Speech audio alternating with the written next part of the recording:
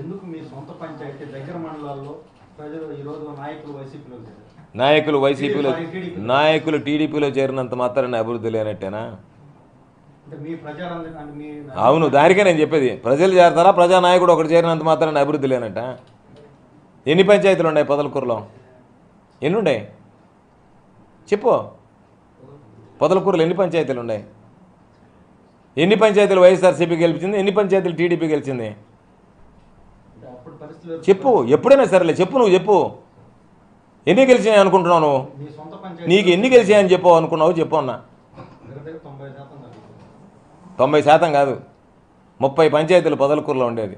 29 వైఎస్ఆర్సీపీ గెలిచింది, 1 టీడీపీ గెలిచింది. ఆ వైఎస్ఆర్సీపీ ఉండి కూడా నేను ఇండిపెండెంట్గా నేను ఇనానమస్గా పెట్టినటువంటి వాడు. వాళ్ళు ఏదో అలిగిపోయినంత మాత్రాన అభివృద్ధి లేదని అలిగిపోవడం అనుకోవడం అంతా మూర్ఖత్వం అది. ఎందుకంటే అభివృద్ధి లేకపోతే ప్రజలు ఏదన్నా ఉంటే క్వశ్చన్ చేస్తారు. ప్రజలకు సంబంధించినటువంటి వాడు ఒకడు వాడుకునేటువంటి ప్యాకేజీలకు గీకేజీలకు అమ్ముడుపోయేటువంటి వాళ్ళని ఏదో మామూలుగా ఉండేవాడు అందరూ నా వాళ్ళే. ఎవడున్నా పొదలకూరు మండలంలో ఓటర్ నావాడే, నాయకుడు నావాడే, ప్రతి ఒక్కడు నావాడే. నావాడు కానటువంటి వాడు లేనప్పుడు ఒకటేరా పోయడంగానే వాడిని వెళ్ళిపోయారు వీళ్ళు వెళ్ళిపోయారు అని చెప్పిన అనేది మూర్ఖత్వం. అది మామూలుగా ఆ విధంగా మనం ఆలోచన చేసే విధానమే. అభివృద్ధి జరిగిందంటే నాయకులు కాదు ఉండాల్సింది, అభివృద్ధి జరిగిందంటే ఓటర్లు వేస్తారు. నాయకుడికి ఒకటే ఓటు, ఓటర్కి ఒకటే ఓటు. నాయకుడికి ఏం 10 ఓట్లు ఉండవు. నాయకుడు అనేటువంటి వాడిని నడిపించినటువంటి వాడితో ఎంతమంది పోయి చేరారు అనేటువంటిది సందర్భం. నాయకుడు అనేవాడు చేరితే వాడితో పాటు ఎంతమంది చేరారు? సోమిరెడ్డి నన్ను చెప్పాడు. మొత్తం అంతా 1200 మంది, 1200 మందిని ఒకటి చెప్పారు, 12,000 మందిని ఒకటి చెప్పారు. ఆ మీటింగే 1200 మంది రాలేదే.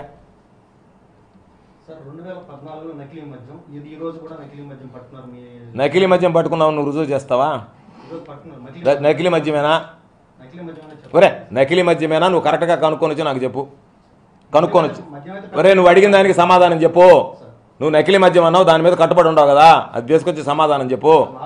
ఒరే నేను అడిగిన దానికి సమాధానం చెప్పు. నకిలీ మద్యం అన్నావు, నకిలీ మద్యమేనా? నేను అడిగిన దానికి చెప్పు. దానికి ఒప్పుకుంటున్నావు కాదు, నీ క్వశ్చన్ రాంగ్. ఇప్పుడు చెప్పు, నువ్వు అడిగినటువంటి ప్రశ్న తప్పు. ఇప్పుడు చెప్పు, కరెక్ట్ ప్రశ్న అడుగు అని వాడు కూడా చెప్పింది. మరి నువ్వు నన్ను అడగబడలే. వైసీపీ హస్తం ఉందా, ఎవరు హస్తం ఉందా అనేటువంటిది పోలీసు విచారణలో తేలుతుంది. పోలీసు విచారణలో తేలిన తర్వాత ఈరోజు ఎన్నికల కమిషన్ నియమ నిబంధనల ప్రకారం ఎవరు ప్రభుత్వం దాపెట్టేది ఏమి ఉండదు. కాబట్టి పారదర్శకంగా దాని మీద విచారణ జరిగింది. ఎన్నికల నియమావళి ప్రకారం ఏదన్నా తప్పు జరుగుంటే దాని మీద చర్యలు తీసుకుంటారు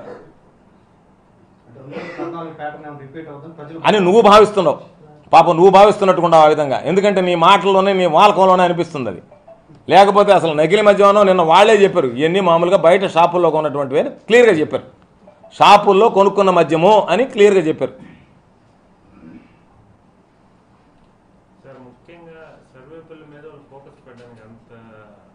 బలమైనటువంటి అభ్యర్థిని కాబట్టే నేను, దాంట్లో అనుమానం ఏముంది? సర్వేపల్లిలో పోటీ పెట్టడానికి కారణం ఏంటంటే సర్వేపల్లిలో నేను బలంగా ఉన్నాను కాబట్టి నా మీద ఫోకస్ పెడుతున్నాడని నేను భావిస్తున్నా, అంతే. సర్వేపల్లి నియోజకవర్గం మీరు అనుకున్న విధంగానే